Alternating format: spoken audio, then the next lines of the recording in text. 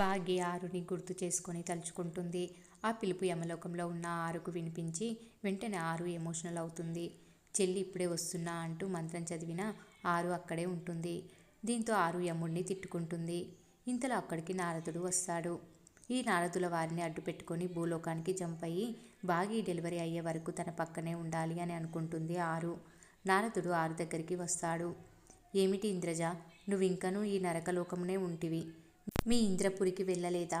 నువ్వు మీ జనకుడిపై ఎప్పుడు అలిగినా కొద్ది రోజులే కదా, ఇప్పుడెందుకు ఇన్ని రోజులు అలకపాన్పు ఎక్కుతివి అని అంటాడు నారదుడు. మీరు అసలు నారదులు వారేనా అని అంటుంది ఆరు. అదేం ప్రశ్న తల్లి అని అంటాడు నారదుడు. నాకు తెలియక అడుగుతున్నాను. మీరు నిజంగా నారదుల వారేనా, లేక నాలా మారువేషంలో వచ్చారా అని అడుగుతుంది ఆరు. ఇక నారదుడు అనుమానంగా నువ్వు మారువేషంలో ఉంటివా అని ప్రశ్నిస్తాడు. అవును, నేను ఇంద్రజను కాదు, ఇంద్రుని కూతుర్ని కూడా కాదు. నా పేరు అరుంధతి.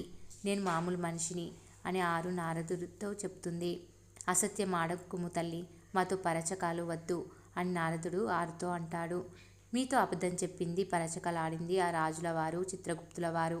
నేను నిజంగా మనిషినే, చచ్చి పైకి వచ్చాను అని ఆరు అంటుంది. అంటే నువ్వు చెప్పేవన్నీ నీ సత్యమేనా? యమధర్మరాజుల వారు మాతో అసత్యం ఆడేనా అని నారదుడు అంటారు. ఎస్ అని అంటుంది ఆరు. సమవర్తి మమ్ములనే వంచన చేసితిరా, మరి ఇందులో ఎటువంటి సందేహం లేదు కదా అని నారదుడు అంటాడు. ఖచ్చితంగా ఎటువంటి సందేహం లేదు. మరి నువ్వు కూడా ఇంద్రజవని చెప్తీవి కదా అని ఆరుని నారదుడు అంటాడు. ఆ రాజు గారు గుప్తా గారు చెప్పమన్నారు. నేను మీతో అబద్ధం చెప్పాను, సారీ. ఇప్పుడు నిజం చెప్తున్నాను. నేను దేవకన్యను కాదు, మానవకాంతను అని ఆరు అంటుంది. ఇది అసంభవం బాలిక. మానవకాంత ఇన్ని దినములు నరకంలో ఉండుట అసాధ్యం అని నారదుడు అంటాడు. ఎందుకు అసాధ్యం అని అంటుంది ఆరు. నీవు మరణించి వచ్చిన మానవకాంత అయినచో నీకిచ్చట శిక్ష అయినా వేయవలెను, లేనిచో మరి జన్మకు అయినా పంపవలెను. ఇవి రెండు చేయలేదు అనినా ఏదో తిరకాసు ఉన్నది బాలిక. అది ఏమిటో పోయి యమధర్మరాజునే అడిగెదను అని నారదుడు వెళ్ళిపోతాడు.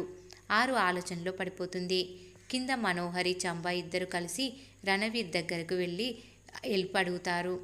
24 గంటలు మీరు ఆ ఇంట్లోనే ఉంటారు. మీ వల్ల కానిది నా వల్ల ఏమవుతుంది? మైసూర్ బజ్జీలో మైసూర్ ఎంతో, మీరు వేసే ప్లాన్స్ అంతే. నన్ను ఇన్వాల్వ్ చేయకండి అని రణవీర్ అంటాడు. మేము ఆ ఇంట్లో ఏం చేయకుండా ఖాళీగా అయితే ఏం లేము. కలకత్తాలో మీ ఇంటిని, ఆస్తులను వెయిటింగ్లో పెట్టి నువ్వు ఇక్కడ ఎంటీగా ఉన్నావన్న విషయం మర్చిపోకు అని మను రణవీర్తో అంటుంది. నా పాప నాకు దక్కితేనే కదా నా ఆస్తి నాకు దక్కేది. పాప లేకుండా నేనేం చేసేది? పాపను చూపిస్తానని ఆశ పెట్టి అబద్ధం చెప్పి నీ ప్లాన్స్ కోసం నన్ను వాడుకుంటున్నావు అని మనుని రణవీర్ అంటాడు. అవును, బాగి దాని బిడ్డ చేస్తే నా పని నెరవేరుతుందని నీతో అలా చెప్పాను, కానీ బాగి బతికిపోయింది. దాని బిడ్డ ఓ 10 రోజుల్లో బయటికి రాబోతుంది అని మను రణవీర్తో అంటుంది. నీ అవసరానికి ఏమైనా చేస్తావు, ఇక నుంచి నీ చావు నువ్వు చావు అని రణవీర్ అంటాడు. ఆ బిడ్డ బయటకు వస్తే నాకే కాదు మనందరికీ ప్రమాదమే అని అంటుంది మను. అవును రణవీర్, ఆ బిడ్డ మనందరికీ గండం తెస్తుంది అని చాంబా అంటుంది. మరి ఏం చేయాలి అంటూ రణవీర్ అడగగానే ఏం చేయాలో చాంబా చెప్తుంది. కాలను ప్రయోగించి ఆ బాగిని చంపేద్దామని చెప్తుంది. దీంతో ముగ్గురు ప్లాన్ చేస్తారు. అనుకున్నట్లుగానే కాలను అమర్ ఇంట్లోకి తీసుకొస్తారు.